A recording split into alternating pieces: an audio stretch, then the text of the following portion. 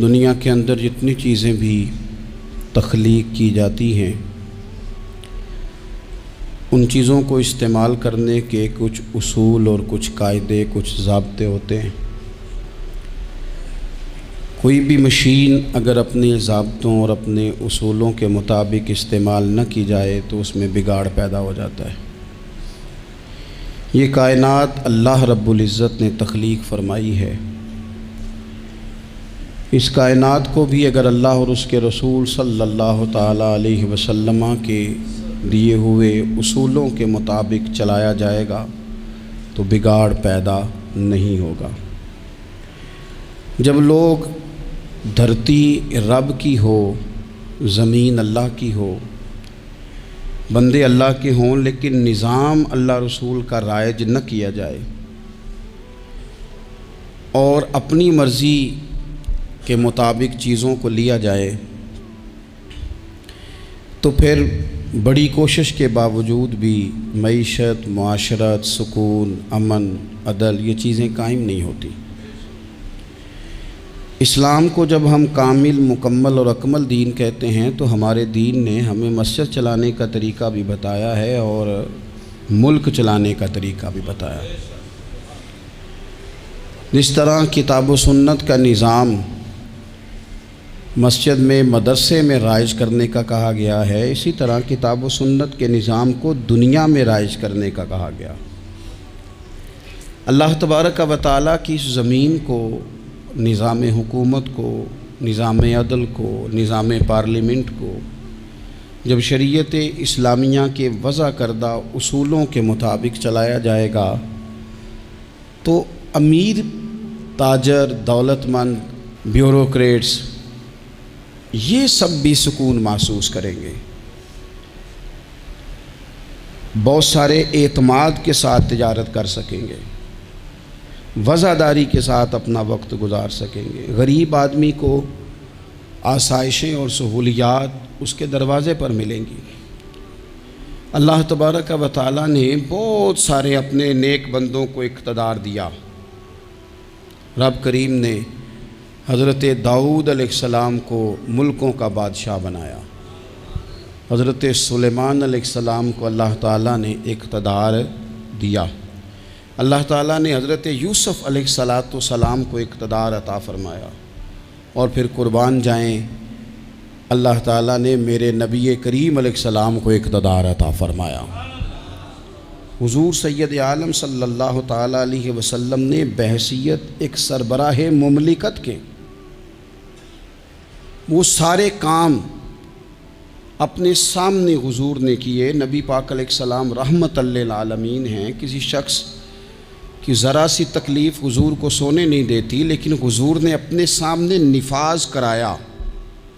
اگر کسی کو کوڑے لگنے کی ضرورت تھی تو فرمایا اس کو لے جاؤ، وہاں باندھو، کوڑے مارو۔ اگر کسی شخص پر چوری کی، زنا کی کوئی حد جاری کرنی تھی تو حضور نے اپنے سامنے وہ جاری کروائی۔ نفاذ عملی قانون کا اپنی نگاہوں کے سامنے کروایا۔ ایک سربراہ مملکت کس طرح سے وقت گزارتا ہے اور اسے کس طرح سے چیزوں کو لینا ہے، یہ ساری چیزیں اللہ کے محبوب علیہ السلام نے ہمیں کر کے، بتا کے، سکھا کے ہمارے لیے دستور چھوڑا۔ ہم نے آہستہ آہستہ آہستہ آہستہ یہ کیا کہ جس طرح عیسائیوں کے پوپ، انہوں نے مذہب کی تشریح یہ کی کہ غاروں میں رہنا ہے، دنیا سے کٹ کے رہنا ہے، یا پنڈتوں اور جوگیوں نے جو مزاج دیا تھا وہ ماحول ہم نے طاری کیا۔ اسلام کو ہم نے جز وقتی بنایا، کل وقتی نہیں بنایا۔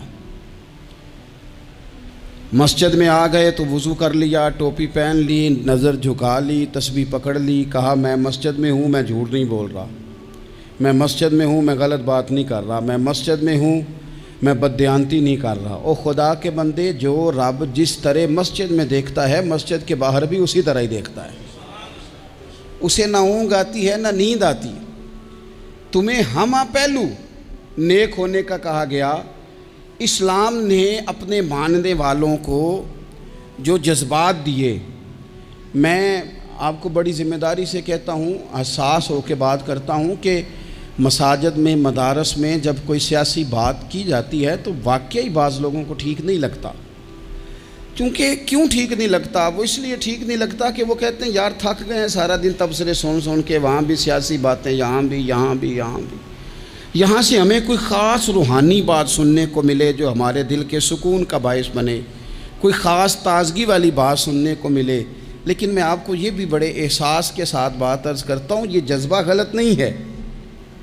کچھ لوگوں کا یہ جذبہ تنقید کا ہوتا ہے، اس کی بات نہیں کرتا، لیکن کچھ کہتے ہیں نہیں ہم تو روحانی تازگی کے لیے، ان کی بات بھی ٹھیک ہے۔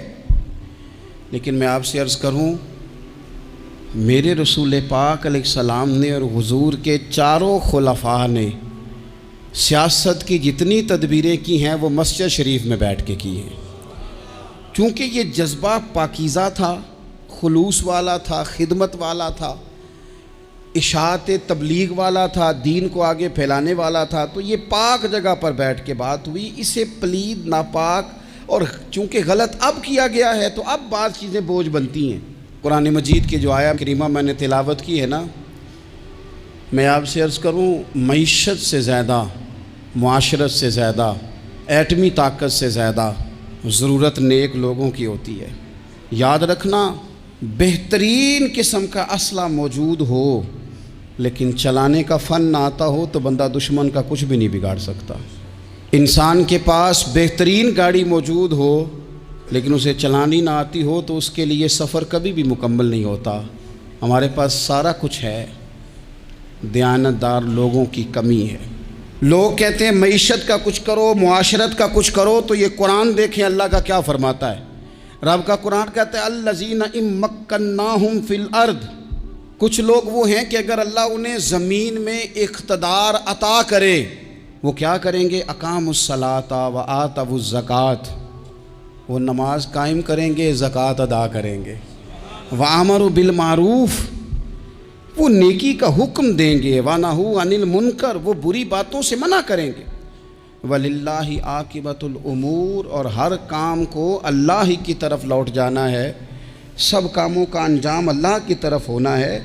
ان لوگوں کو رب اگر اقتدار دے، ضرورت بندوں کی زیادہ ہے کہ بندے دیانتدار ملے۔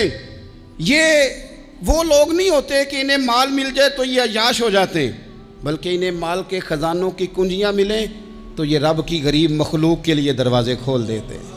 یہ نمازوں کا خیال کرتے ہیں، یہ دین کا ابلاغ کرتے ہیں۔ بیٹھے تھے حضور کے صحابہ حضرت عمر کے گرد، دوست یار پرانے باتیں ہو رہی تھیں، تو حضرت عمر کہنے لگے دور خلافت چل رہا ہے جناب عمر کا، میں کہہ چکا ہوں کہ ہمیں ضرورت متقی پرہیزگار لوگوں کی ٹیم کی ہے، ان لوگوں کی ضرورت ہے جن کے دل میں درد ہو، جو تقوی والے ہوں، جو مخلوق خدا کے بارے میں گنجائش رکھتے ہوں۔ حضرت عمر کے گرد دوست آپ بیٹھے ہیں، تو حضرت عمر کہنے لگے چلو اپنی اپنی کوئی خواہش ہی بتاؤ۔ تو چونکہ حالات بڑے خراب تھے، قحط کا دور تھا، بعض جگہوں پہ غریبوں کو بڑی مشکل تھی، تو سب لوگوں نے صدقات اور خیرات کی ہی بات کی۔ ایک صاحب کہنے لگے میرا دل کرتا ہے کہ زمین غلے اور اناج سے بھر جائے ساری اور میں اللہ کی مخلوق میں بانٹ دوں۔ تو دوسرے نے کہا میرا دل کرتا ہے سونے چاندی سے زمین بھرے اور میں رب کی مخلوق پر تقسیم کر دوں۔ ایک تیسرے صحابی بھی فرمانے لگے میرا دل کرتا ہے سونے چاندی سے نہیں، ہیرے جواہرات سے یہ زمین بھرے اور میں اللہ کی مخلوق میں بانٹ دوں۔ سب اللہ کی مخلوق پر کرم کرنے کی، رحم کرنے کی، تقسیم کرنے کی بات کر رہے تھے۔ تو پھر بول کے کہنے لگے عمر آپ بھی تو بتائیں نا، آپ کی بھی تو کوئی خواہش ہوگی نا۔ تو حضرت عمر دیر تک خاموش رہے، پھر ٹھنڈی آہ بھری، فرمانے لگے میرا دل کرتا ہے یہ زمین حضرت معاذ بن جبل جیسے لوگوں سے بھر جائے، میرا دل کرتا ہے یہ زمین حضرت حذیفہ بن یمان جیسے لوگوں سے بھر جائے، میرا دل کرتا ہے یہ زمین حضرت ابو عبیدہ بن جراح جیسے لوگوں سے بھر جائے، یہ زمین ان لوگوں سے بھر جائے اور میں پھر ان سب لوگوں کو ساتھ ملا کے زمین پہ رب کی اطاعت کا چلن عام کر دوں، لوگوں کو رب رسول کا فرما بردار بنا دیا جائے، خیر والے لوگوں سے زمین بھرے۔ میری خواہش یہ ہے جب خیر والے لوگوں سے زمین بھر جاتی ہے پھر معیشت بھی ٹھیک ہو جاتی ہے، معاشرت بھی ٹھیک ہو جاتی ہے۔ دفاعی محاذ پر بھی لوگ کامیاب ہو جاتے ہیں، تعلیم اور صحت کے شعبوں میں بھی مضبوطی آتی ہے۔ شرط یہ ہے، تم نے پوچھی ہے امامت کی حقیقت مجھ سے، خدا تجھے میری طرح صاحب اسرار کرے، ہے وہی تیرے زمانے کا امام برحق جو تجھے حاضر و موجود سے بیزار کرے اور موت کی شکل میں دکھلا کے تجھے رخ یار زندگی تیرے لیے اور بھی دشوار کرے۔ وہ لوگ جو مضبوطی لائیں معاشرے میں، جن کا علم، بردباری، تقوی، یہ چیزیں مضبوطی، ہمارے ہاں کوئی منصوبہ بندی نہیں۔ جن بیچاروں کے کشکول کل پھیلے تھے ان کے آج بھی پھیلے ہیں۔ کسی بھی اشارے پر 2 منٹ کے لیے بریک لگتی ہے تو 4 بھکاری آپ کی گاڑی کا شیشہ بجاتے ہیں۔ اب بعض اشاروں پر، ٹول پلازوں پر لکھ کے لگا دیا گیا ہے یہ پیشہ ور بھکاری ہیں، ان کو خیرات نہ دیں۔ لیکن میرا سوال یہ ہے کہ ان سارے بھکاریوں کو ایک جگہ پہ کھڑا کر کے پوچھنا کس نے ہے کہ تم بھیک کیوں مانگ رہے ہو؟ ان کے گھروں تک ان کے ساتھ کس نے جانا ہے؟ کون آدمی ہے جو جا کے ان سے کہے گا کہ جناب تم کیوں خیرات کے لیے کھڑے ہو، تمہاری مجبوری کیا ہے؟ کیا ریاست کی، حکومت کی، تاجر کی، مالدار کی، تگڑے آدمی کی یہ ڈیوٹی نہیں؟ ان تک رسائی کس نے حاصل کرنی ہے؟ وہ بیوہ جو پچھلے سال دروازے پہ زکوٰۃ لینے آئی تھی وہ اس سال بھی آئی ہے، وہ خاتون جسے پچھلے سال آٹے کا تھیلا دیا تھا وہ اس سال بھی آئی ہے، وہ خاتون جو پچھلے سال 4 بچوں کو ساتھ لے کر کے چھوٹوں کو آئی تھی وہ آج بھی اسی طرح کشکول طلب دراز کیے ہوئے ہے۔ اور حضرت عمر کیا فرماتے ہیں؟ سیدنا فاروق اعظم رضی اللہ تعالیٰ عنہ ارشاد فرماتے ہیں، اس کو امام بہقی نے اور امام سیوطی نے نقل کیا ہے، حضرت عمر فرمایا کرتے تھے کہ اگر میں زندہ رہا تو عراق والوں میں تمہاری بیواؤں کے لیے ضرورت کا اتنا سامان کر جاؤں گا کہ بی بی جب تک زندہ رہے گی کسی کی محتاج نہیں ہوگی۔ اس کے لیے اس طرح کے اسباب پیدا کر دیے جائیں گے کہ اسے حاجت نہیں ہوگی، اس کے لیے مستقل بنیادوں پر اس کے اخراجات دیکھ کر اس کے لیے اہتمام کر دیا جائے، اسے دوبارہ کشکول طلب دراز کرنے کی ضرورت نہیں پڑے گی۔ ایک صحابی تھے حضرت جناب سیدنا خفاف بن ایما غفاری رضی اللہ تعالیٰ، انہوں نے بڑا کردار ادا کیا تھا میدان احد میں، انہوں نے اور ان کے صاحبزادے نے۔ تو ان کی بیٹی ایک دن حضرت عمر کے پاس آئی، اب وہ بیٹی بیاہ کے جا چکی تھی، اس کی شادی ہو گئی تھی۔ حضرت خفاف بن ایما رضی اللہ تعالیٰ عنہ کی صاحبزادی اپنے سسرال چلی گئی تھی، وہاں اس کا خامد انتقال کر گیا، وہ خاتون واپس آ گئی، وہ حضرت عمر سے ملی، بیوہ عورت۔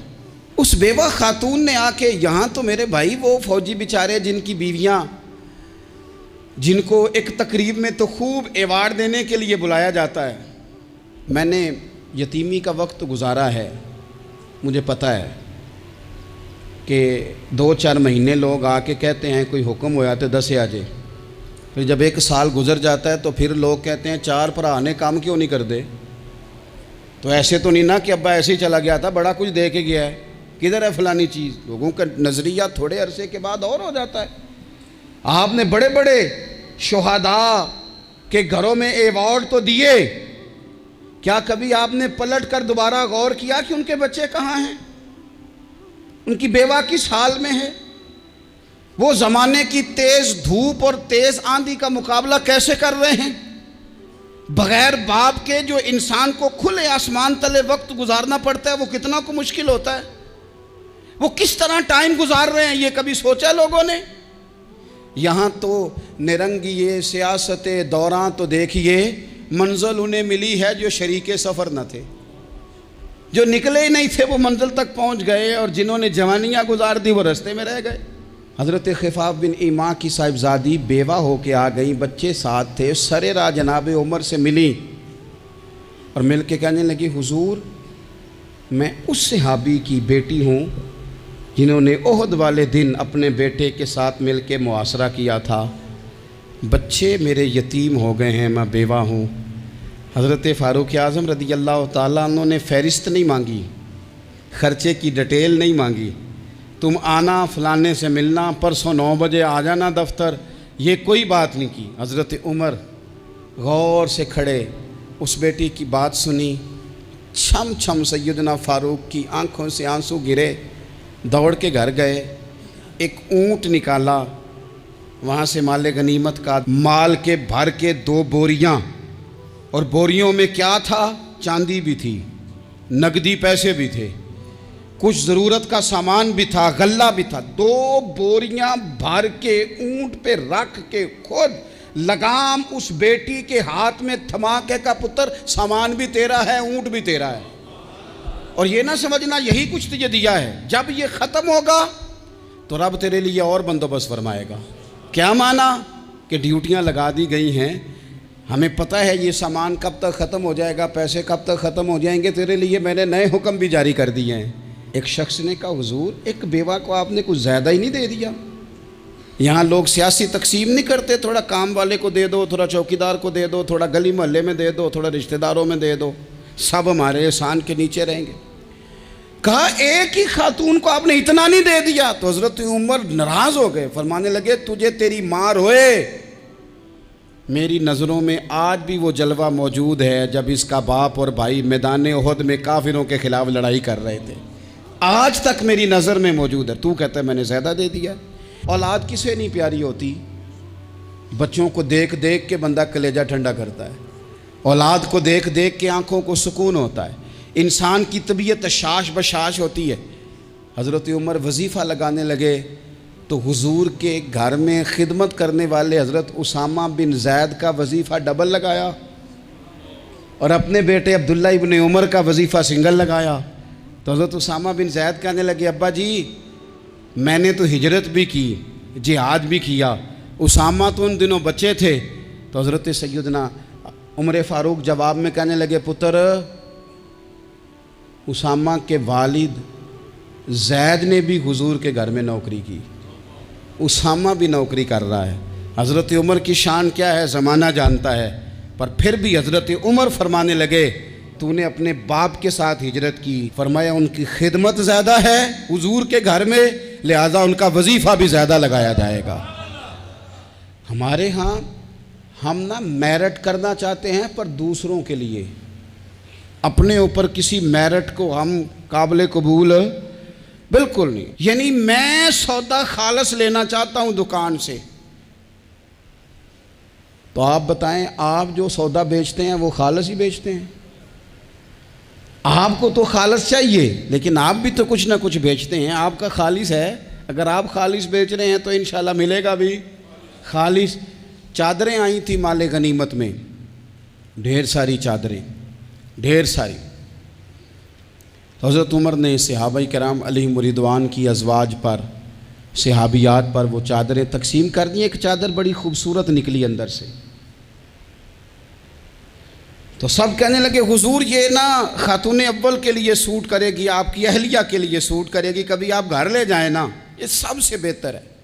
تو یہ حضرت عمر کی بالغ نظری ہے، وہ کیا بندہ ہوا جس کی ہر جگہ نظر ہی نہ ہو۔ حضرت سیدنا عمر فاروق رضی اللہ تعالیٰ عنہ کہا جناب یہ چادر بڑی حسین ہے، آپ کے گھر والوں پہ جچے گی۔ تو حضرت عمر فرمانے لگے نہیں، ایک صحابیہ ہیں حضرت ام سلیت رضی اللہ تعالیٰ عنہ، انہیں بلاؤ، یہ چادر انہیں دوں گا۔ حضور اس خاتون کو یہ چادر دینے کی وجہ بھی تو بیان کریں۔ تو حضرت عمر فرمانے لگے جب احد میں ڈھیر سارے لوگ زخمی ہو گئے تھے اور بھگدڑ مچ گئی تھی اور حالات خراب ہو گئے تھے، تو فرمایا میں نے اپنی آنکھوں سے دیکھا کہ اس ایمرجنسی کی حالت میں بھی جناب ام سلیت مشکیزہ پکڑ پکڑ کے زخمیوں کو پانی پلا رہی تھی۔ اس خاتون کی خدمات ہیں امت کے لیے، اس نے ڈیوٹی کی ہے صحابہ کے لیے، لہٰذا اس عورت کا زیادہ حق بنتا ہے کہ اس کو یہ اعزاز دیا جائے۔ میرٹ کی بنیاد پر تقسیم ہوگی، رشتہ داری کی بنیاد پر، تعلق کی بنیاد پر نہیں ہوگی، اس کا حق زیادہ بنتا ہے، اس کا درجہ زیادہ بنتا ہے، خدمات زیادہ ہیں، اس نے اپنی ڈیوٹی زیادہ اچھے طریقے سے سر انجام دی ہے۔ جب تک چیزیں آپ وسعت قلبی نہیں لاتے اپنی طبیعت میں، جب تک آپ گنجائش زیادہ پیدا نہیں کرتے، اتنی دیر تک حالات اس طرح کے نہیں ہوتے۔ پھر ایک اور مصیبت بن گئی ہے، وہ مصیبت ہے لیول کی۔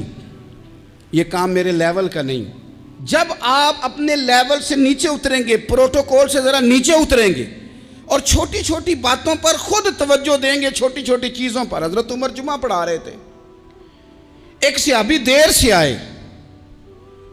اب یہ نماز کا پوچھنا، جمعے کا پوچھنا، مطلب حکمران صاحب تو اوپر لیول کے ہیں، وہ تو پوچھیں گے کہ جناب میرے ساتھ تو آپ قومی سطح کا بندہ بٹھائیں، یہ والی باتیں۔ لیکن چھوٹے چھوٹے سوراخ پیدا ہوتے ہیں، پھر بند ٹوٹتے ہیں، حالات بگڑتے ہیں۔ قوموں کا اخلاق چھوٹی چھوٹی جگہوں پہ پہلے بگڑتا ہے، چھوٹی چھوٹی جگہوں پہ۔ بچہ پہلے چھوٹی چوریاں کرتا ہے، خدا معاف فرمائے اگر اسے روکا نہ جائے، پھر وہ بڑی جگہوں پہ جا کے حالات خراب کرتا ہے۔ حضرت عمر فاروق ایک صحابی دیر سے جمعہ پڑھنے آئے تو حضرت عمر نے بعد میں بلا لیا، فرمایا تم اتنے سمجھدار آدمی ہو کہ اگر جمعے میں دیر سے آؤ گے تو باقی لوگوں کا کیا بنے گا؟ تو وہ صحابی آگے سے کہنے لگے مجھے پتا تھا آپ نے پوچھنا ہے، اور میں تو کہیں کام میں مصروف تھا امیر المومنین، میں تو دوڑا آیا ہوں، میں تو غسل بھی نہیں کر سکا، وضو کر کے مسجد میں آ گیا ہوں جمعہ پڑھنے۔ تو حضرت عمر فاروق ان کی بات سن کے خوش ہوئے، فرمانے لگے رب تیرا بھلا کرے، اس طرح کرنا، آئندہ جمعہ پڑھنے آنا تو غسل کر کے آنا، میرے نبی پاک نے غسل کرنے کا ارشاد فرمایا جمعے والے دن، غسل کر کے آنا۔ ان باتوں کا بھی، یعنی حکومت کے قومی معاملات اور عالمی نقطہ نظر بھی ان کے ذہن میں ہے، اور یہاں تک جو باریک چیزیں، یعنی حضرت عمر فاروق گزر رہے تھے تو کسی باغ کے کونے میں کھڑے ہو کے کچھ بچے چھوٹے چھوٹے بچے وہ کھجوریں اکٹھی کر رہے تھے، تو حضرت عمر نے کہا کس کے باغ میں لگے ہوئے ہو؟ سب بچے دوڑ گئے، تو حضرت سنان بن سلمہ فرماتے ہیں میں بھی چھوٹا تھا، میں کھڑا ہو گیا تو میں نے کہا حضور ہم نے توڑ کے نہیں کھجوریں کھائیں، گری ہوئی کھائی ہیں، اور آپ کو پتہ ہے جو رستے میں گر جائیں وہ اٹھانی ناجائز نہیں ہوتی، تو حضور یہ گری ہوئی کھجوریں کھائی ہیں۔ تو کہتے ہیں حضرت عمر فاروق بچے کی بات سن کے کہنے لگے رب تیرا بھلا کرے، تو نے صحیح بات کی طرف میری توجہ کرا دی ہے، اللہ تیرا بھلا کرے۔ اور پھر حضرت عمر رضی اللہ تعالیٰ عنہ اس چھوٹے سے بچے کے پاس کھڑے ہو گئے۔ کون؟ کس کے پاس؟ نہیں، خواب تو نہیں دیکھ رہے میں اور آپ، حکمران وقت 22 لاکھ مربع میل کا حکمران بچے کے پاس کھڑے ہو گئے، چھوٹے بچے کے پاس۔ دکان پہ غریب آدمی چڑھ آئے نا، دکاندار صاحب اللہ ماشاءاللہ ان کا مزاج خراب ہو جاتا ہے، وہ تیسری چیز کہنا وہ والی دکھاؤ تو کہتے لینیاں تے لے تو جا، اور اگر تگڑا بندہ آ جائے تو کہتے ہیں جناب آپ اس طرح کریں نشاندہی کر دے، میں انشاءاللہ خرید کے لا کے پیش کر دوں گا۔ مزاج بدل جاتا ہے، غریبوں کے پاس، چھوٹوں کے پاس، عام آدمی کے پاس آپ جائیں۔ ہمارے حکمرانوں کا غریب آدمی سے گیپ بہت زیادہ ہے، پیروں کا غریب آدمی سے گیپ بہت زیادہ ہے، بڑے علماء کا عام آدمی سے گیپ زیادہ ہے، تاجروں کا عام آدمی سے گیپ زیادہ ہے، شیشے کے بڑے بڑے محلات میں سوسائٹیوں میں بسنے والوں کا غریبوں سے گیپ زیادہ ہے۔ اس لیے امیر غریب کی تفریق بڑھ گئی ہے، حالات اور طرح کے ہو گئے، بعض غربا امیروں سے نفرت کرنے لگ گئے۔ ہماری شادی بیاہ تقریبات افطاریاں ان میں ہم اپنے لیول کے لوگ بلاتے ہیں جن سے ہمیں کاروباری ضروریات وابستہ ہوتی ہیں، ہم نے اس طرح کا ماحول بنایا، اس کا نقصان یہ ہوا ہے کہ معاشرے میں کئی قسم کی سوچیں پنپنے لگی ہیں، وسوسے غالب آنے لگے، بعضوں کا تنگ آمد بجنگ آمد، جب غریبوں کے بچے زیادہ تنگ آتے ہیں پھر ہتھیار اٹھاتے ہیں، پھر قلم چھوڑ دیتے ہیں۔ سوچنے کی ضرورت ہے ملک میں کہ برائی جنم لیتی کہاں سے ہے، یہاں تک اتر کے حضرت عمر فاروق ان لوگوں سے پیار کرتے۔ اب وہ بچے نے بات سنا دی حضرت سنان بن سلمہ نے، تو جناب عمر فاروق سے بچے نے فٹافٹ ایک اور فرمائش بھی کر دی، کہنے لگا حضور میں نے کھجوریں زیادہ جمع کر لی ہیں، وہ میرے دوست سارے بھاگ گئے ہیں آپ کو دیکھ کے، اب میں جب جاؤں گا نا تو کھجوریں میرے حصے کی ہیں، ہوں میں غریب بچہ، ماڑے گھر سے تعلق ہے، وہ میری کھجوریں چھین لیں گے۔ حضرت عمر کے ساتھ سپاہی بھی تھے، سارا کچھ بھی تھا، حضرت عمر نے بچے کا بازو پکڑا، فرمایا چل میں تجھے تیرے گھر چھوڑ کے آتا ہوں۔ حضرت عمر اس غریب کے دروازے پہ دستک دے کے کہا تیرا پتر تھا، پکڑ کے اس لیے لایا ہوں کوئی امیر زادہ اس غریب کے بچے کو تنگ نہ کر سکے، اللہ کوئی ایک بھیجنا۔ حضرت فاروق اعظم کا ماننے والا جو غریب کے بچے کا بازو تھامے اور اسے کہے کہ کوئی امیر زادہ اس پر ظلم نہیں کرے گا، کوئی اسے تھپڑ نہیں مارے گا، کوئی اس کے حصے کے نمبر نہیں لے گا، کوئی اس کی جگہ رشوت دے کے نوکری پہ نہیں بیٹھ جائے گا، کوئی اس کی جگہ پیسے دے کے آگے نہیں بڑھ جائے گا. کوئی آئے نا جو اشک شوئی کرے، جو آنسو پونچھے لوگوں کے، لیکن یہاں تو منزل انہیں ملی ہے جو شریک سفر نہ تھے.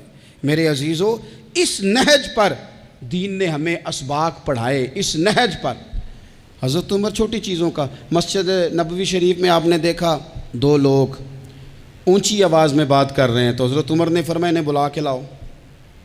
بلا کے لایا، فرمایا تمہیں پتہ نہیں یہ حضور کی مسجد ہے؟ لا ترفعوا اصواتکم فوق صوت النبی، اے پائے نظر ہوش میں آ، یہ کوہ نبی ہے. آنکھوں سے بھی چلنا یہاں بے ادبی ہے. پتہ نہیں وہاں سارے نعرے ہی غلط ہیں. کسی کے مرد آباد کا نعرہ ہو تو وہ بھی غلط، اور کسی کے زندہ آباد کا نعرہ ہو تو وہ بھی غلط. وہاں ایک ہی نعرہ صرف اچھا لگتا ہے، وہ کیا ہے؟ یا رسول اللہ انظر حالنا، یا حبیب اللہ اسما. وہاں ایک ہی نعرہ اچھا لگتا ہے کہ سونے آ گئے ہیں، نظر کرم ہو جائے. یا رسول اللہ پہنچ گئے ہیں، روزے دے دوالے نے غلامہ دیاں ٹولیاں، او ویکھو ایک پہ سن دے کروڑاں دیاں بولیاں. وہاں یہی نعرہ اچھا لگتا ہے. لب واہ ہیں، آنکھیں بند ہیں، پھیلی ہیں جھولیاں. کتنی مزے کی بھیک تیرے پاک در کی ہے.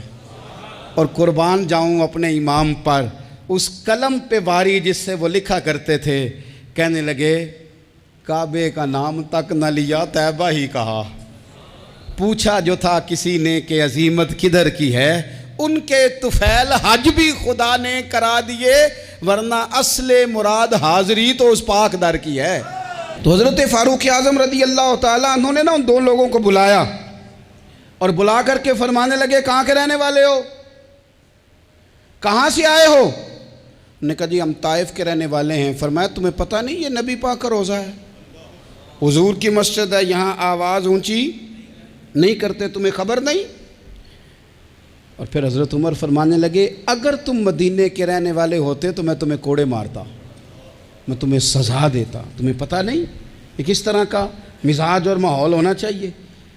تو حضرت فاروق اعظم رضی اللہ تعالیٰ عنہ کی جو خدمات ہیں، آپ تو بازاروں میں جب جاتے تھے نا تو فرماتے تھے ہمارے بازار میں صرف وہ بندہ آ کے کام کرے جو دین کا علم جانتا ہے، جسے تجارت کے اصول پتہ ہیں وہ آئے. دوسرے کو بیٹھنے نہیں دیتے تھے. اپنے مزاج کے لحاظ سے، اپنی طبیعت کے لحاظ سے مخلوق کے لیے دلوں میں نرمی رکھتے تھے، مزاج میں نرمی. ایک بات آپ نے کئی دفعہ سنی ہوگی، میرا بڑا دل کرتا ہے پھر سے اس کو دہراؤں. میں نے اسے سینکڑوں بار پڑھا ہے. جب طبیعت پوری بے چین ہوتی ہے اور اپنی ذمہ داریوں کا احساس کرنے کو دل کرتا ہے نا، تو پھر خیال آتا ہے کہ ہم بھی پڑھیں ذرا ان چیزوں کو. بار بار پڑھتا ہوں تاکہ احساس ذمہ داری پیدا ہو. آپ کے غلام اسلم فرماتے ہیں رات کو میں اور جناب عمر نکلے تھے تو ایک مکان میں ہم نے دیکھا کہ ایک عورت نے نا، اس کے بچے بار بار شور کر رہے ہیں اور وہ کچھ پکا رہی ہے، آواز آ رہی ہے. تو حضرت عمر نے دروازے پہ دستک دی. کون ہے دروازے پہ؟ کہا میں ایک غلام ہوں. حضرت عمر کہتے ہیں غلام ہوں. بہن کیا مسئلہ ہے، بچے کیوں رو رہے ہیں؟ تو بی بی کہنے لگی تمہیں کیوں بتاؤں، جاؤ نا اپنا کام کرو. حضرت عمر نے اصرار کیا تو تلخ لہجے میں، جس سے غصہ نہیں کر جاتے حکمران، councillor, chairman, M P M N A ناراض نہیں ہو جاتے، اس تلخ لہجے میں بی بی کہنے لگی دعا کرو اللہ میرے اور عمر کے درمیان قیامت میں فیصلہ کرے. کیسا حکمران ہے کہ اس کی حکومت میں میرے بچے بھوکے سوتے ہیں. یہ میں نے پانی میں روڑے ڈال کے چڑھائے ہیں، لیکن یہ پیٹ کی بھوک یہ بڑی ڈاڈی ہوتی ہے، یہ نیند بھی نہیں آنے دیتی. خیال تھا رو دو کے سو جائیں گے، پر سو بھی نہیں رہے. حضرت فاروق اعظم دوڑے گئے، گھر سے سامان، اناج، غلہ کندھے پہ رکھا. خادم کہتے ہیں میں نے کہا کہ مجھے دے دیں. فرمانے لگے چل تو وعدہ کرنا قیامت میں بھی میرے بوجھ اٹھائے گا. کہا حضور نہیں، وہ تو میرے بس کی بات نہیں. فرمایا پھر مجھے کرنے دے. دوڑے آئے، اس خاتون کے دروازے پر لا کے وہ چیزیں رکھیں. کہا بہن اگر تو پردہ کر لے تو یہ غلام نہ آج کھانا پکا دے تیرے بچوں. پھر وہ گھی چڑھا کے، چینی ڈال کے، کچھ سامان پکتا تھا وہ کھانا پکایا. غلام کہتے ہیں جب پھونکے مارتے تھے تو داڑھی سے دھواں نکلتا تھا، آگ جلاتے تھے دھواں نکلتا. پھر کھانا پکایا، پھر ان بچوں کو کھلایا. پھر حضرت عمر فاروق رضی اللہ تعالیٰ عنہ نا تھوڑے پیچھے بیٹھ گئے تو بچوں کے ساتھ اس طرح کی باتیں کرنے لگے کہ وہ ہنس پڑیں۔ جناب اسلم کہتے ہیں بچے اس بیوہ کے ہنستے تھے، بچے ہنستے تھے اور عمر روتے تھے۔ جب وہ ہنستے تھے تو فاروق روتے تھے۔ پھر وہ بچے آہستہ آہستہ لیٹنے لگے، اور جب وہ سونے کی طرف بڑھنے لگے تو حضرت عمر کہنے لگے بہن میں جاؤں؟ کہنے لگی رب تیرا بھلا کرے، میرا کلیجہ پھٹ جاتا اگر میرے بچوں کو آج شام بھی روٹی نہ ملتی۔ تو سیدنا فاروق اعظم رضی اللہ تعالیٰ عنہ کہنے لگے پھر تو میرے لیے دعا کرے گی؟ کہنے لگی میں دعا کرتی ہوں اللہ عمر کی جگہ تیرے جیسا کو نیک آدمی بٹھا دے۔ تو حضرت عمر کہنے لگے ایک چھوٹی سی گزارش بھی مان لو گی؟ کا کیا؟ فرمانے لگے کوئی یہ میری خدمت اگر پسند آئی ہے تو عمر کو معاف نہیں کر دیتی؟ غلطی ہو گئی، اسے پتہ نہیں تھا۔ اپنے منہ سے کہنے لگے سیاںا بھی نہیں، باشعور بھی نہیں، اسے چاہیے تھا خلافت کی ذمہ داریاں نہ لیتا۔ لیکن حضرت صدیق نے کہا تو وہ مان گیا، لیکن بہن میں اسے جانتا ہوں، بزدل بڑا ہے، کمزور بڑا ہے، ضعیف بڑا ہے، اگر تو قیامت میں اس کی شکایت لگائے گی تو بڑا کمزور پڑ جائے گا، اس کے لیے مشکل ہو جائے گا۔ تو کہنے لگی اچھا اگر تو اتنی سفارش کرتا ہے تو جا، میں نے عمر کو معاف کیا۔ حضرت فاروق اعظم نے چہرے سے کپڑا ہٹایا تو بی بی کہنے لگی اوہو آپ عمر ہیں؟ تو آپ فرمانے لگے میں جو بھی ہوں تو وعدہ کر چکی ہے کہ تو نے عمر کو معاف کیا۔ پھر باہر نکلے اور اپنے خادم جناب اسلم سے کہنے لگے 2 بندے اور بلا اور انہیں گواہ بنا کہ میں نے اس غریب کے روتے بچے ہنسائے ہیں، تو جا کے ان کو بتا میں نے وہ ہنسائے ہیں، اس کے بھوکے بچوں کو میں نے روٹی کھلائی ہے، اور تو گواہ ہو جا کہ اس بی بی نے خود کہا ہے بغیر جبر کے، میری گزارش پہ کہا ہے کہ میں نے عمر کو معاف کی۔ کیوں نہ ہم بھی اپنی اپنی ذمہ داریوں کا احساس کر لیں، کیوں نہ ہم بھی جہاں جہاں ہماری ڈیوٹی ہے ہم بھی وہاں غور کر لیں، کہیں ایسا تو نہیں کہ ہم بھی کمزور پڑ گئے ہیں، ذمہ داری تو لے لی ہے پر اب ہم ادا نہیں کر پا رہے، ورنہ وہاں سے معافی لے لیں۔ اللہ تعالیٰ سیدنا فاروق اعظم کا فیضان عطا کرے۔ آخر دعوایا ان الحمدللہ۔